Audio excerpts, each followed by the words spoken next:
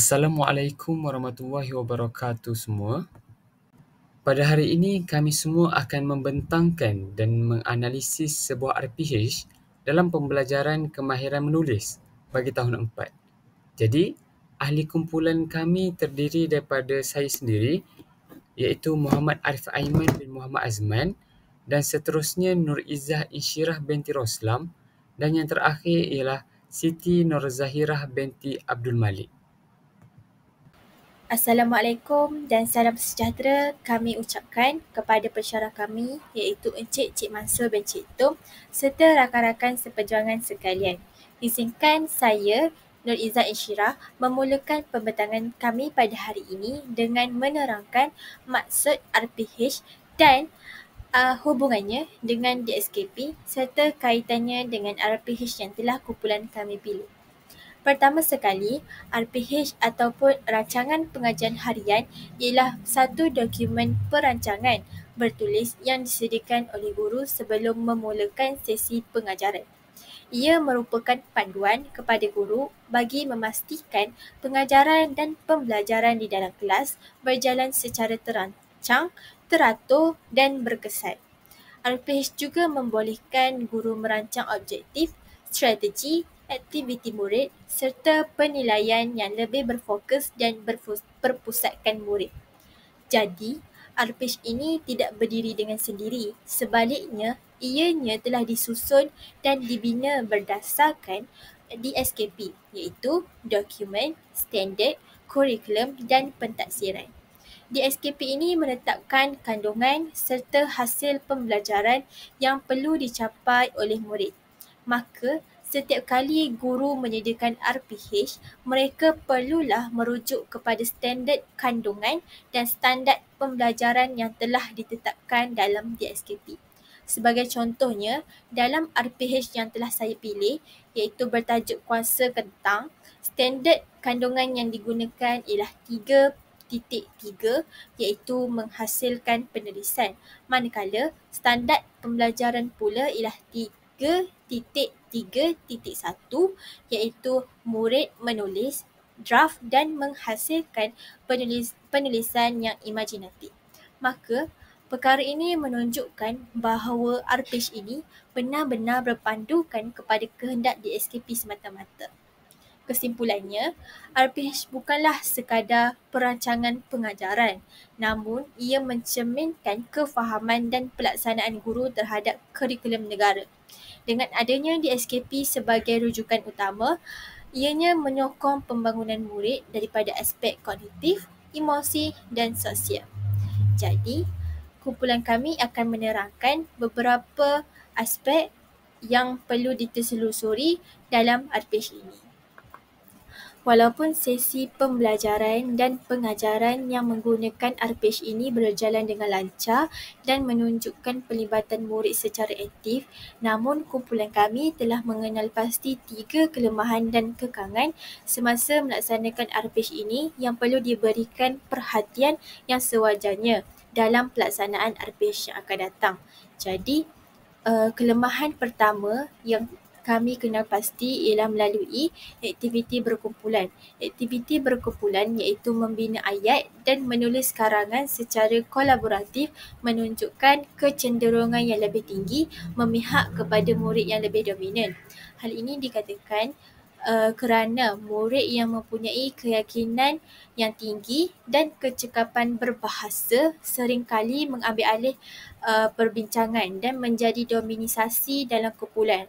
Manakala murid yang pemalu atau yang lemah dalam penulisan cenderung untuk menjadi pemerhati semata-mata dan tidak menyumbangkan apa-apa idea. Jadi perkara ini menyebabkan guru sukar untuk menilai pencapaian individu secara tepat. Maka, keadaan ini mencerminkan isu ketidakseimbangan penyertaan murid dalam kerja kumpulan yang boleh dibangkitkan dalam laporan Kementerian Pendidikan Malaysia dan PISA pada tahun 2022, di mana murid di negara Malaysia menunjukkan penglibatan kolaboratif yang tinggi namun rendah dari segi kualiti sumbangan individu dalam kumpulan.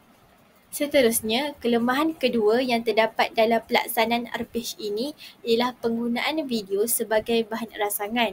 Meskipun penggunaan video dilihat sebagai bahan bantu mengajar yang menarik, namun ianya kurang berstruktur dalam RPG ini kerana ianya tidak mempunyai panduan tontonan ataupun lembaran pemahaman.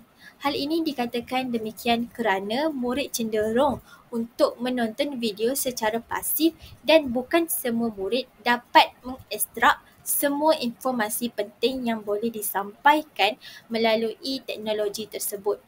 Sebagai contohnya, dalam trend pendidikan digital semasa, penggunaan teknologi dalam PDPC perlulah disertai dengan aktiviti-aktiviti sokongan yang bermakna.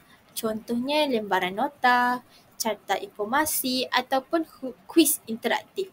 Kajian daripada UNESCO dan World Bank menunjukkan bahawa penggunaan teknologi dalam pendidikan akan gagal dan tidak mencapai objektif sekiranya murid hanya menjadi pengguna yang pasif tanpa interaksi atau refleksi selepas didedahkan oleh penggunaan digital.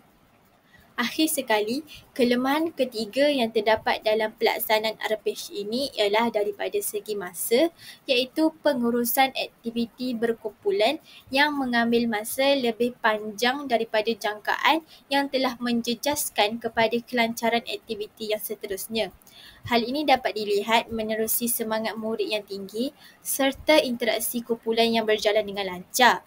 Namun, guru perlulah lebih bijak untuk menetapkan had masa atau memperkenalkan checkpoint masa bagi memastikan setiap fasa PDPC dapat disempurnakan dengan sempurna.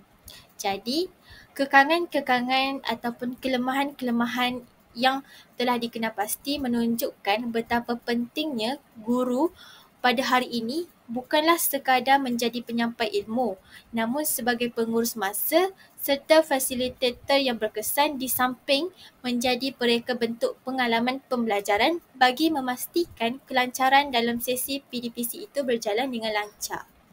Di sebalik kelemahan ataupun kekangan yang terdapat dalam RPG ini turut mempunyai banyak kelebihan dan keistimewaannya yang boleh dijadikan sebagai calon untuk amalan terbaik PDPC. Antara keistimewaan utama dalam RPG ini ialah penggunaan bahan bantu mengajar ataupun kata ringkasannya ialah BBM yang kreatif dan pelbagai. Contohnya, guru telah menerapkan pelbagai BBM seperti kad bergambar, mini whiteboard DIY, video YouTube serta lembaran kerja yang bertema. Jadi, BBM ini bukan sahaja menarik, namun ia turut memberi peluang kepada murid untuk mengakses maklumat yang pelbagai melalui gaya pembelajaran mereka. Contohnya gaya pembelajaran visual, lisan dan kinestetik. Jadi, pendekatan yang diterapkan oleh guru ini selaras dengan konsep kecerdasan pelbagai yang diperkenalkan oleh tokoh Howard Gardner, iaitu setiap murid mempunyai cara pembelajaran yang berbeza dan unik. Selain itu, kelebihan dan keistimewaan kedua yang terdapat dalam RPG ini ialah pelaksanaan aktiviti tim Stand and Share yang telah mendorong murid-murid untuk berinteraksi dan bertukar idea dengan kumpulan yang lain. Maka, aktiviti ini dilihat bukan sahaja merangsang kemahiran sosial dan komunikasi mereka, namun turut membantu membina keberanian dan keyakinan diri dalam kalangan murid. Contohnya, aktiviti seperti Team Stand and Share ini dilihat menyokong dimensi karakter dan citizenship dalam kerangka kemahiran abad ke-21 yang sedang digalakkan oleh Kementerian Pendidikan Malaysia. Akhir sekali, RPG ini juga menunjukkan kelebihan apabila ia menekankan pembelajaran konseptual dan tidak terhad kepada latihan menulis semata-mata. Contohnya, guru berjaya mengaitkan topik pembelajaran dengan dunia sebenar daripada makanan harian hingga kepada eksperimen sains yang menjadikan sesi pembelajaran dan pengajaran menjadi lebih bermakna dan menyeronokkan untuk murid-murid. Hal ini selari dengan prinsip pembelajaran bermakna yang dipelopori oleh Jerome Bruner yang menyatakan bahawa murid lebih cenderung untuk mengingati dan memahami sesuatu apabila mereka dapat melihat kaitannya dengan kehidupan yang sebenar. Malah, pelaksanaan RPG ini juga turut menyokong matlamat Sekolahku Sejahtera yang diperkenalkan oleh KPM dengan penekanannya kepada nilai seperti kerjasama, kegigihan dan peka terhadap persekitaran yang telah diterapkan sepanjang aktiviti ini di dalam kelas. Melalui aktiviti membina ayat, menulis karangan dan berkongsi hasil kerja, murid bukan sahaja belajar berkenaan kemahiran bahasa, malah turut dididik mengenai sahsiah dan nilai kemanusiaan. Akhir sekali, RPG ini juga menunjukkan kelebihan apabila ia menekankan pembelajaran konseptual dan tidak terhad kepada latihan menulis semata-mata. Contohnya, guru berjaya mengaitkan topik pembelajaran dengan dunia sebenar daripada makanan harian hingga kepada eksperimen sains yang menjadikan sesi pembelajaran dan pengajaran menjadi lebih bermakna dan menyeronokkan untuk murid-murid. Hal ini selari dengan prinsip pembelajaran bermakna yang dipelopori oleh Jerome Bruner yang menyatakan bahawa murid lebih cenderung untuk mengingati dan memahami sesuatu apabila mereka dapat melihat kaitannya dengan kehidupan yang sebenar. Malah, pelaksanaan RPG ini juga turut menyokong matlamat Sekolahku Sejahtera yang diperkenalkan oleh KPM dengan penekanannya kepada nilai seperti kerjasama, kegigihan dan peka terhadap persekitaran yang telah diterapkan sepanjang aktiviti ini di dalam kelas. Melalui aktiviti membina ayat, menulis karangan dan berkongsi hasil kerja, murid bukan sahaja belajar berkenaan kemahiran bahasa, malah turut dididik mengenai sahsiah dan nilai kemanusiaan. Seterusnya, saya akan menerangkan tentang penambahbaikan dan perancangan masa depan berdasarkan RPG ini.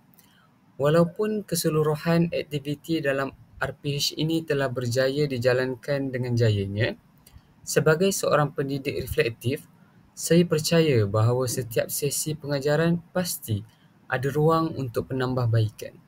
Hal ini penting untuk memastikan PDPC yang kita jalankan bukan sahaja berkesan pada masa ini, tetapi terus berkembang seiring dengan perubahan pendidikan dan kehendak murid masa kini. Penambahbaikan pertama yang ingin saya cadangkan adalah dari sudut perancangan alternatif atau Plan B yang bersifat praktikal. Dalam dunia pendidikan hari ini, kita sering berhadapan dengan gangguan seperti masalah teknikal, jadual bertindih atau murid yang tidak hadir secara konsisten. Oleh itu, guru perlu bersedia dengan pelan kontingensi. Sebagai contoh, sekiranya berlaku kegagalan LCD atau masalah capaian internet, guru boleh menyediakan lembaran kerja bercetak, bergambar dan kerangka ayat supaya aktiviti penulisan tetap dapat diteruskan tanpa menjejaskan objektif PDPC. Penambahbaikan kedua ialah menyentuh aspek penglibatan murid lemah dalam aktiviti berkumpulan. Berdasarkan pemerhatian, terdapat kecenderungan murid yang kurang yakin diri bersembunyi di sebalik kumpulan, terutamanya apabila digabungkan bersama murid yang lebih dominan. Maka, sebagai langkah sokongan, guru boleh menyediakan senarai kosakata, kad frasa bantuan dan contoh ayat mudah agar murid ini mempunyai rujukan asas untuk turut sama menyumbangkan idea secara aktif dan tidak merasa tertinggal. Penambahbaikan ketiga adalah ke arah meningkatkan fokus dan pemahaman murid semasa menonton video, yang merupakan sebahagian daripada pendekatan pembelajaran berasaskan projek.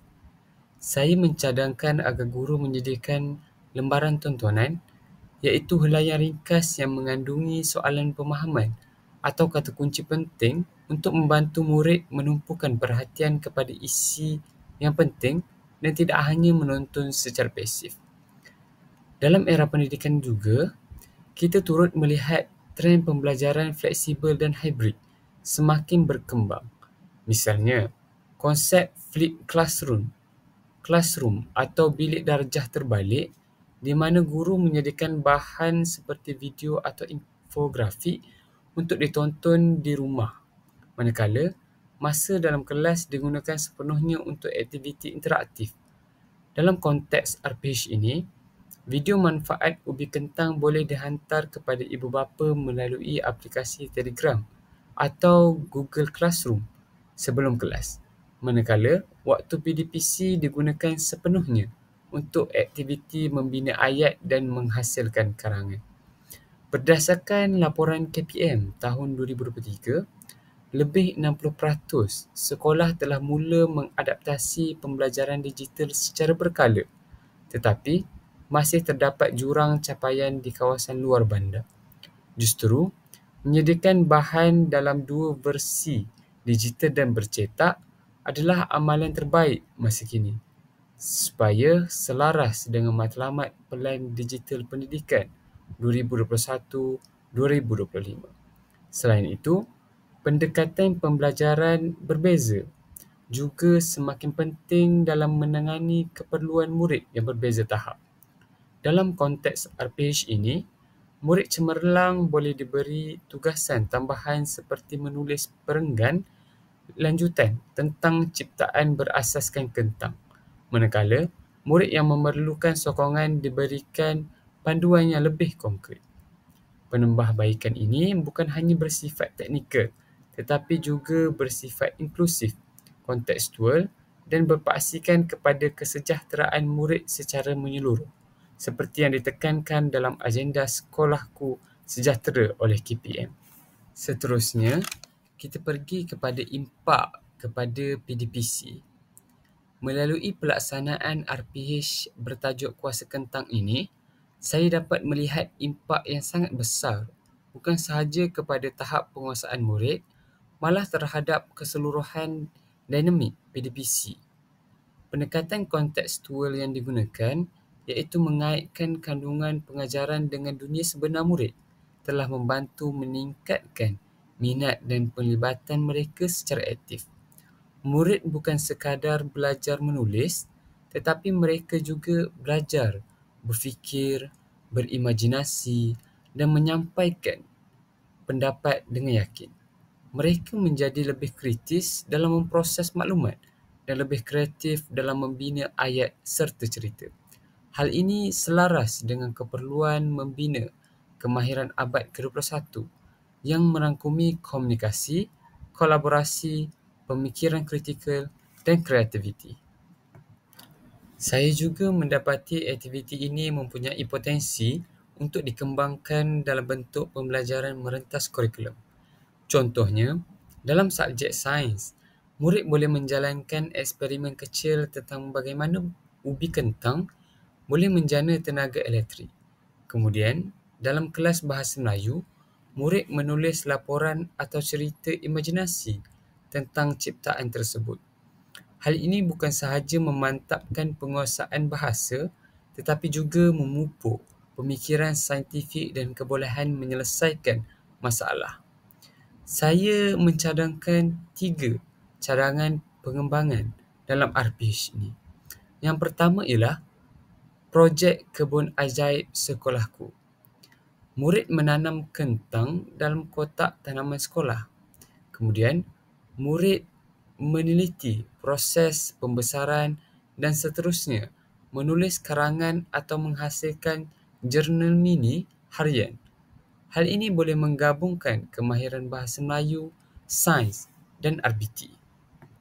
Cadangan yang kedua pula dinamakan Festival Sayuran Inovatif, iaitu murid membina cerita kreatif dan mempersembahkannya dalam bentuk sketsa atau video pendek menggunakan bahan bantu seperti Canva dan aplikasi-aplikasi lain. Cadangan yang ketiga ialah Kentang Masa Depan. Murid diminta untuk menulis cerita rekaan tentang kentang yang mampu menyimpan data atau menjadi bahan bakar kenderaan. Cadangan ini melibatkan satu bentuk penerapan imajinasi sains pada masa hadapan. Walau bagaimanapun, RPG ini walaupun berasaskan subjek bahasa Melayu, namun telah berjaya menggabungkan unsur-unsur tersebut secara kreatif.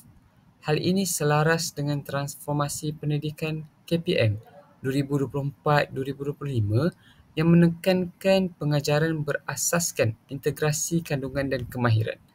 Tambahan pula, berdasarkan dapatan daripada laporan tahunan pendidikan UNICEF, Malaysia, murid lebih berminat dan mampu mengekalkan pembelajaran apabila mereka melihat kaitan antara pelajaran dan realiti hidup mereka. Jadi, RPG ini menyokong dapatan tersebut apabila murid menunjukkan keterujaan apabila membina ayat tentang makanan yang mereka kenali, seperti kentang. Akhir kata, RPG ini tidak hanya menyampaikan isi kandungan tetapi membina murid yang lebih bersedia untuk masa depan, iaitu murid yang peka, kritis, kreatif dan berdaya saing. Saya yakin pendekatan seperti ini wajar dijadikan contoh amalan terbaik dan dikembangkan lagi dalam PDPC masa akan datang. Sebagai guru, kita perlu sentiasa bersedia menghadapi sebarang kemungkinan yang boleh mengganggu pelaksanaan pengajaran seperti yang dirancang. Maka, dua pilihan penambahbaikan telah disediakan sebagai langkah sokongan dan alternatif bagi memastikan objektif pembelajaran tetap dapat dicapai walaupun berlaku gangguan seperti latihan sukan ataupun kekangan masa. Seterusnya, kita pergi kepada Plan A, iaitu guru boleh menjalankan flipped classroom ataupun pembelajaran di rumah. Sebagai pilihan penambahbaikan yang fleksibel dan selaras dengan keperluan semasa, pendekatan flipped classroom boleh dijadikan pilihan utama sekiranya pengajaran tidak dapat dijalankan secara bersemuka akibat gangguan seperti latihan sukan atau program di luar bilik darjah. Pendekatan ini memberi ruang kepada murid untuk memperoleh pengetahuan asas di luar waktu PDP dan membolehkan guru memanfaatkan masa kelas secara lebih efektif bagi aktiviti lanjutan. Dalam pelaksanaan ini, guru hanya perlu menyediakan satu kertas arahan ringkas atau hantaran WhatsApp kepada ibu bapa atau murid yang mengandungi pautan video berkaitan manfaat ubi kentang. Contohnya, guru boleh menggunakan video yang telah disenaraikan dalam RPH asal. Seterusnya, murid dikehendaki menonton video tersebut di rumah dan mencatat sekurang-kurangnya 3 manfaat ubi kentang dalam buku nota mereka. Contoh dapatan murid termasuklah kentang boleh dijadikan makanan yang berkhasiat ataupun kentang menghasilkan tenaga elektrik dan kentang boleh digunakan untuk merawat kulit muka. Maka, dengan tugasan ini, murid dapat mengumpul maklumat awal sebagai persediaan untuk menulis ayat atau karangan dalam kelas pada hari berikutnya. Pendekatan ini amat praktikal dan tidak membebankan murid sekolah rendah kerana ia hanya melibatkan tontonan video dan mencatat ringkas. Dalam masa yang sama, guru tetap dapat memastikan objektif pembelajaran dicapai, khususnya dalam konteks standard pembelajaran 3.3.1, iaitu menghasilkan penulisan imajinatif. Ini kerana murid telah menguasai isi kandungan yang akan menjadi asas kepada draft penulisan mereka. Kelebihan utama pendekatan ini ialah ia dapat mendorong pembelajaran kendiri secara aktif dan memberi peluang kepada ibu bapa untuk terlibat dalam pemahaman anak. Pada hari PDP berjalan semula, guru boleh terus menjalankan aktiviti menulis ayat dan membina karangan berdasarkan maklumat yang murid telah kumpul. Ini membolehkan sesi kelas lebih terfokus kepada latihan dan penghasilan penulisan bukan lagi penerokaan awal isi pelajaran. Kesimpulannya, pelaksanaan flipped classroom dalam bentuk yang ringkas dan berstruktur membolehkan murid terus terlibat dalam proses pembelajaran meskipun tidak berada di dalam kelas secara fizikal dan memastikan keberlangsungan pencapaian standard pembelajaran dalam suasana yang lebih fleksibel dan juga inklusif. Seterusnya, saya juga akan menerangkan tentang Pelan B, iaitu buku skrap mini yang bertajuk Kentang dan Saya. Sebagai usaha penambahbaikan terhadap RPH yang tidak dapat dilaksanakan akibat gangguan seperti latihan sukan, guru juga boleh melaksanakan aktiviti penghasilan buku skrap mini yang bertajuk Kentang dan Saya sebagai alternatif yang praktikal dan masih menepati kehendak di SKP, khususnya standard pembelajaran 3.3.1, iaitu menulis draft dan menghasilkan penulisan imajinatif. Dalam aktiviti ini, murid diminta untuk menghasilkan satu muka surat buku skrap secara individu yang menggabungkan elemen visual dan juga penulisan ringkas. Murid boleh melukis atau menampal gambar berkaitan ubi kentang, seperti makanan kegemaran, kegunaan kentang dalam kehidupan seharian, atau imajinasi mereka tentang kentang yang unik.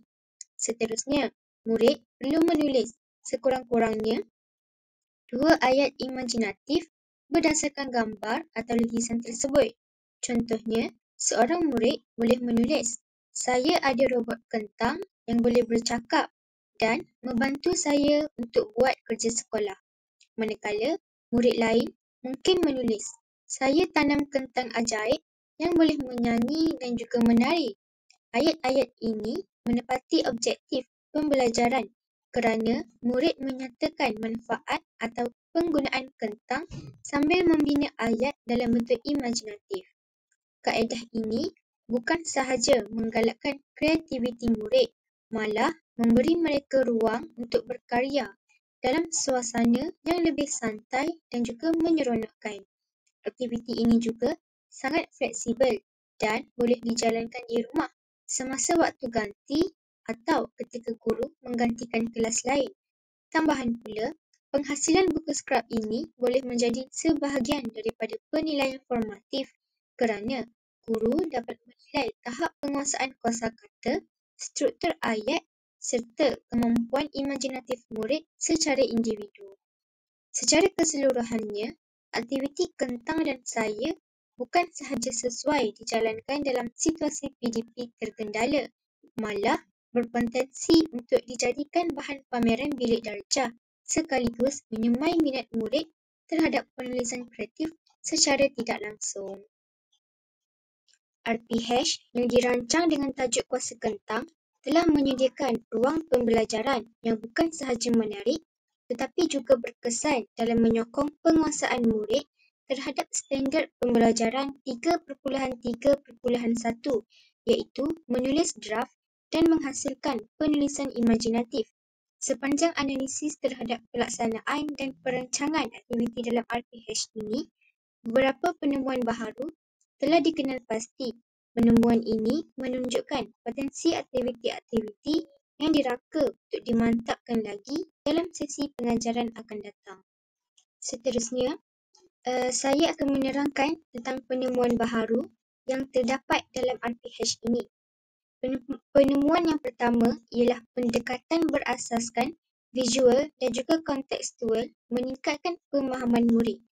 Penggunaan bahan bantu visual seperti kad bergambar dan juga video berkaitan manfaat kentang didapati sangat membantu dalam menyediakan murid kepada fasa penulisan. Melalui pendekatan ini, murid dapat mengaitkan gambar atau tayangan video dengan pengalaman harian mereka, sekaligus memudahkan mereka untuk menjana idea penulisan. Teknik soal jawab yang dijalankan selepas tayangan video juga dilihat merangsang murid berfikir secara lebih mendalam. Penemuan ini membuktikan bahawa pembelajaran yang bersifat visual dan juga kontekstual mampu menyokong perkembangan idea secara semula jadi seperti yang dituntut dalam DSKP di bawah standard pembelajaran 3.3.1 iaitu menulis draft berdasarkan idea yang dijana daripada pelbagai rangsangan. Seterusnya, penemuan yang kedua iaitu aktiviti berkumpulan menggalakkan penulisan secara bertahap. Aktiviti berkumpulan seperti membina ayat berdasarkan gambar dan juga kerangka dan kemudiannya dikembangkan kepada penulisan karangan secara kolaboratif didapati sangat berkesan dalam membantu murid menghasilkan penulisan yang lengkap dan juga tersusun. Penulisan secara bertahap ini memberi peluang kepada murid untuk memahami proses membina draft penulisan sebelum menghasilkan penulisan penuh. Secara tidak langsung, murid dapat belajar cara menyusun idea yang lebih sistematik, menerima maklum balas rakan dan juga menambah baik hasil penulisan mereka. Penemuan ini selaras dengan matlamat standard pembelajaran 3.3.1 yang menekankan keperluan menulis melalui proses draft dan pengolahan idea secara progresif. Seterusnya, penemuan yang terakhir ialah bahan rangsangan mampu merangsang pemikiran kreatif murid. Soalan rangsangan seperti selain makanan, apakah lagi manfaat ubi kentang yang dikemukakan selepas tayangan video telah berjaya mencetuskan pemikiran kreatif murid. Murid dilihat mampu memberikan jawapan di luar kebiasaan, contohnya berkaitan kegunaan kentang dalam sains dan penjagaan kulit. Ini menunjukkan bahawa bahan rangsangan yang dipilih bukan sahaja membuka ruang kepada pemahaman literal, malah menggalakkan murid menjelajah pemikiran imajinatif dan juga kritis. Penemuan ini membuktikan bahawa dengan rangsangan yang sesuai, murid dapat mengembangkan penulisan imajinatif mereka dengan lebih bebas dan menyeronokkan seperti yang digariskan dalam DSKP Standard Pembelajaran 3.3.1. Kesimpulannya, dapat saya nyatakan bahawa rancangan pengajaran harian bertajuk Kuas Kentang ini merupakan contoh pengajaran yang progresif, kreatif dan kontekstual kerana telah berjaya menggabungkan kemahiran menulis, imajinasi dan unsur sains serta teknologi. Itu sahaja daripada kumpulan kami. Sekian, terima kasih.